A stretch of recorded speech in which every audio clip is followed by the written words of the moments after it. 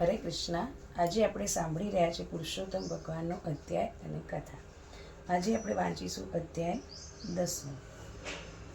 સુતજી બોલ્યા, કહેવા લાગ્યા કે દુર્વાસાએ કેટલાક સમય વિચારવા ઘડ્યા પછી જે કોઈને કહેવાય નહીં તેનું વ્રત તારા હિત માટે હું કહું છું. હવે જે પુરુષોત્તમ માસ આવે તેનું વ્રત કરજે, જેના તારા જેવો કારતક કે બીજો કોઈ મહિનો નથી. હે પુત્રી, 12,000 વર્ષ ગંગા સ્નાન કરવાથી જે ફળ મળે છે તે જ ફળ પુરુષોત્તમ માસમાં કોઈ પણ સ્થળે નાહવાથી મળે છે. પુરુષોત્તમ માસ ભગવાનને ઘણો વાલો છે, તેનાથી કામના પૂરી થાય છે. આ માસના વ્રત પ્રભાવથી અંબરીશને મારવામાં જ્યારે કૃત્યાશક્તિ મોકલી હતી ત્યારે વિષ્ણુએ મારો નાશ કરવા સુદર્શન ચક્ર મોકલ્યું હતું, પણ તે પાછું પડ્યું હતું અને માટે તે વ્રત કરજે. પણ તેનું નસીબ ફરી બેઠું હોય તેમ સાચું ગળે ઉતરતું નથી. તેમ એ બાળાને પણ દુર્વાસાના શબ્દો યોગ્ય લાગ્યા નહીં. તેણે કહ્યું, મને તમારી વાત ગળે ઉતરતી જ નથી. શું કારતક વૈશાખ જેવા મહિનાનું સેવન કરવાથી લાભ ન થાય? તમે એ કહેલા કે માસોમાં માસ સૂર્યક્રાંતિ રહિત છે, વળી વિષ્ણુ અને શંકર જેવા શું મનોકામના પૂરી નથી કરી શકતા? હે મહામુનિ, તમે શા માટે એવા મલમાસને વખાણો છો? મેઘાવતી પુત્રીના શબ્દો સાંભળી દુર્વાસા પણ કાંઠે ક્રોધ ભરાઈ ગયા. પછી શાંતથી બોલ્યા, હું તારા મિત્રની તું મારા મિત્રની પુત્રી છે હોવાથી તારા ઉપર ગુસ્સો કરતો નથી, પરંતુ તારે પુરુષોત્તમ માસની નિંદાનું ફળ તો ભોગવવું જ પડશે. એમ કહી દુર્વાસાએ ત્યાંથી ચાલ્યા ગયા અને મેઘાવની પુત્રી મનોકામના પૂરી કરવા ભગવાન શંકરનું તપ કરવા આશ્રય છોડી ચાલી ગઈ. ઇતિ શ્રી બ્રહ્મનારદીય પુરાણમાં કુમારીની શિવારાધના ઉદ્યોગનું નામનું 10મો અધ્યાય સંપૂર્ણ. આપણે જોયું અત્યારે આમ તો તમે ગંગા નદી ના આવો તો જ તમને ફળ મળે, પણ આ અધિક માસમાં તમારા નજીક કોઈ બી તીર્થ સ્થળ હોય, કોઈ બી એવી નદી હોય તો ત્યાં તમે નાશો તો પણ તમને ગંગા સ્નાનનું જ ફળ મળશે. એટલો સુંદર પવિત્ર આ મહિનો છે. હવે આપણે સાંભળીશું પુરુષોત્તમની કથા. દેડકામાંથી દેવ પ્રગટ્યા યાની વાર્તા છે 10મી. નાના સરખા ગામમાં એક ડોસી રહે છે. રેટીઓ કાચે છે અને ધર્મ ધ્યાન કરે છે. એવામાં પવિત્ર પુરુષોત્તમ મહિનો આવ્યો છે. સરખી સ્ત્રીઓ મળીને નદીએ નાહવા જાય અને કથા વાર્તા સાંભળી પછી ફરે. ડોસીને પણ નદીએ નાહવા જવાનો ભાવ છે, પણ ઘરમાં રસોઈ કરવાળું બીજું કોઈ નથી, એટલે મન પાછું પડે. ડોસીની રોજ વાલોપતા કરે છે, મારે એકાદ દીકરો હોત તો ઘરમાં રૂમઝૂમતી વહુ આવતી હોત અને તો નદીએ નાવી પાછી ફરું ત્યાં સુધી તો રસોઈ તૈયાર થઈ નાખત અને હું નિરંતર એકટાણું કરી નાખત. આમ પુરુષોત્તમ ભગવાનની પ્રાર્થના કરે છે. કહે છે કે ભોળાના ભગવાન ડોસી પર પુરુષોત્તમ ભગવાન પ્રસન્ન થાય છે અને તેને મનસા પૂરી કરવા ગોઠવાયેલી કરી રહ્યા છે. એક દિવસની વાત છે. જંગલમાં બળતા દાંતણ કપામાં ડોસી હાથમાં કાંટો લાગે છે. ત્યાં ફૂલ્લો પડી જાય છે અને હથેળીમાંથી ફૂલ્લો થયો છે એટલે ડોસી મૂંઝાય. હવે મારે કામ કેવી રીતે કરવું? ધીમે ધીમે વેદના વધતી જાય છે અને ફૂલ્લો મોટો થઈ રહ્યો છે, પણ ડોસી નદીએ નાહવાની ચૂકતી નથી અને દિન રાત પુરુષોત્તમ ભગવાનનું રટણ કર્યા જ કરે છે.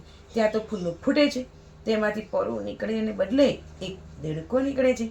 નાનકડો દેડકો તો ડોસી સામે ટળ જોઈ રહી છે અને ઘડીકમાંથી કૂદાકૂદ કરે છે. ડોસીને પણ દેડકો જોઈને આનંદ થાય છે. તો દેડકાને ઉછેરીને અને દેડકો મોટો થાય છે. હવે તો ડોસી જ્યાં જાય ત્યાં દેડકો ડ્રાઉં કરતો સાથે જાય.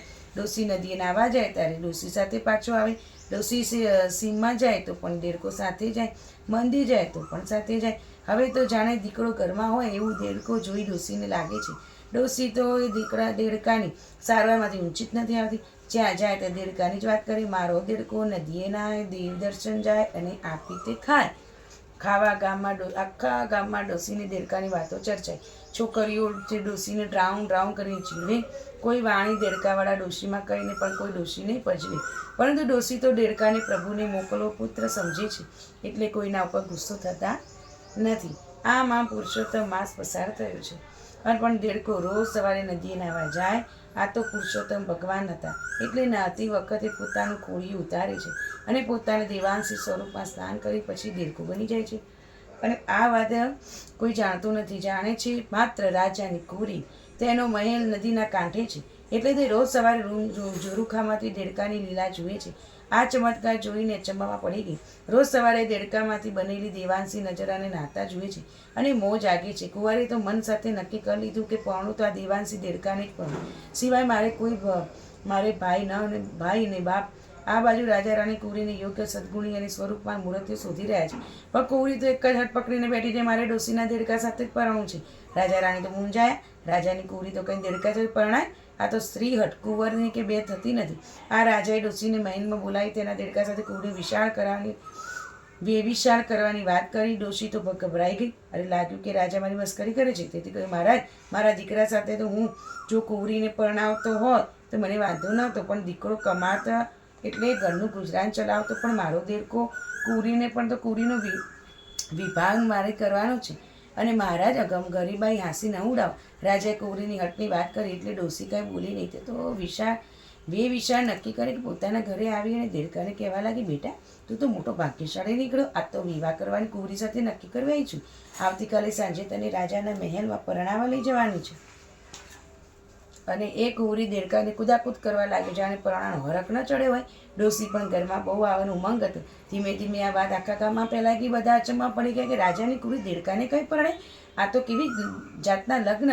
બધાએ આશ્ચર્યનું પાર નથી. કોઈ કહે છે કે દેડકાના રૂપમાં દોષ છે, કોઈ કહે છે જાદુગરનો દેડકો છે, દેવતો દેડકાનું રૂપ છે. આ રાતે નવ જવાબ બની જાય છે. રાજાની કુંવરી હટ પકડીને પરણે છે એટલે જરૂર તો ઊંડો ભેદ છે. આમ લોકો ફાવે તેમ બોલે. કૂવાના મોઢે બારણું ઘરનું ન બંધાય, પણ માણસના મોઢે થોડું બંધાય છે. ડોસીના ઘેર આગળ તો માણસોની ઠઠ્ઠ જામી ગઈ. દેડકો આંગણામાં કુદાકૂદ કરે જોઈને બધા જાતી વાતો કરે. બીજે દિવસે શુભ ચોકડી જોઈને દેડકાને લઈને મહેલમાં ગઈ ત્યાં કુંવરીના લગ્ન સાથે થઈ ગયા. ડોસી દેડકાને અને તેની વહુ કુંવરને લઈને ઘરે આવી ગયા. વર કન્યાને જોવા લોકોના ટોળે ડોસી પર આગળ ભેગા થઈ ગયા. આખરે રાજાના સિપાહીઓ ત્યાં વ્યવસ્થા ચાલવા આવ્યા ત્યારે બધા રસ્તે પડી ગયા. એ રાતના ડોસી ઊંઘી ગઈને ત્યારે કુંવરીએ પતિને દેડકાને કહ્યું, હવે તમારું સ્વરૂપ બદલો. હો, તમે કોણ છો તે મને બધી જ ખબર પડી ગઈ છે. મેં તમને દેખાય સ્વરૂપ નદીના કાંઠે નાતા ઘણીવાર જોયા છે, માટે આપનું રૂપ ખરું સ્વરૂપ પ્રગટાવો. જો આપ અસલ સ્વરૂપ પ્રકટ નહીં થાય તો દુનિયામાં મારી હાંસી થશે અને દેડકાની વહુ કહીને લોકો મને ચીડાવશે. માટે કૃપા કરી આપ અસલ સ્વરૂપમાં પ્રકટ થાવ. આ તો દેડકાના સ્વરૂપમાં પુરુષોત્તમ ભગવાન હતા, તેથી કોઈ ન ખબર ન હતી. માત્ર કુંવરીને પાછો ખ્યાલ હતો. દેડકો કહે, મારું ખરું સ્વરૂપ જોયું હોય તો તારા પિતાને જઈને કહે કે તેઓ હવન અને પુણ્ય દાન કરે, પછી હું કોણ છું તેની ખબર પડી જશે. કુંવરી મહેલ દોડતી ગઈ અને માતા પિતાની વાત કરી એટલે તેમને આનંદ થયો. બીજા દિવસે રાજાએ મહાયજ્ઞ આદર્યો અને અસંખ્ય બ્રાહ્મણો આવીને મંત્ર ભણવા બેઠા. યજ્ઞમાં અનેક પદાર્થોની આહુતિ આપવા માંડી. યજ્ઞની નજીક રાજા રાણી બેઠા છે. ડોસી બેઠી છે, તેના બાજુમાં કુંવરી અને તેના પતિ દેડકા સાથે બેઠા છે. યજ્ઞની વિધિ અત્યારે ધ્યાનથી જોઈ રહ્યા છે. ત્યારે યજ્ઞની પૂર્ણાહુતિ થતાં જ આવી કુંવરની પ્રાર્થના કરી કે પુરુષોત્તમ ભગવાન, આપ જો દેડકાના સ્વરૂપે હોય તો તરત પ્રકટ થાવ, નહીંતર મારો જીવ નીકળી જશે. કુંવરી આગળ બોલતા જાય ને પહેલાં તે દુંદુભીના નાદ સાથે આકાશમાંથી પુષ્પવૃષ્ટિ થઈ. દેડકા ઉપર પુષ્પનો ઢગલો થઈ ગયો અને પ્રગટ થયા તો આનંદ વર્તાઈ ગયો. અને એવામાં વિમાન આવ્યું. તેમાં ડોસી તથા કુંવરીને બેસાડી પુરુષોત્તમ પ્રભુ તેમને વૈકુંઠ લઈ ગયા. ડોસી કેરો દીકડો નદીએ નાવા જાય, દેડકો મંદિર જઈ દર્શન કરે અને પ્રભુ તણી કળાય. હે પુરુષોત્તમ પ્રભુ, તમે ડોસીને કુંવરીને જેવી રીતે તાર્યા છે તેવી રીતે પુરુષોત્તમ વ્રત કરનારને અથવા કથા વાંચનારને, કથા સાંભળનારને, દરેક ભક્તોને તારજો.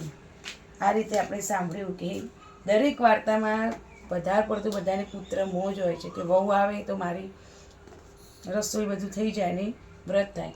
પણ તમારા ઘરે વહુ હોય કે ના હોય કે નાના છોકરા હોય તો પણ તમે પુરુષોત્તમ વ્રત જરૂર કરજો.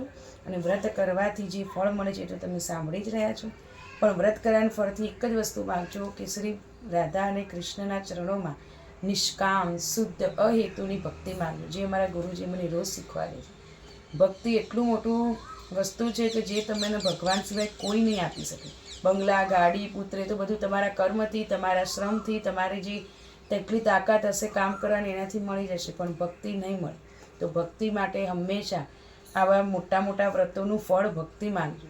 બીજું નિષ્કામ વસ્તુથી કરેલી ભક્તિ જલ્દી સફળ થાય છે. હરે કૃષ્ણ.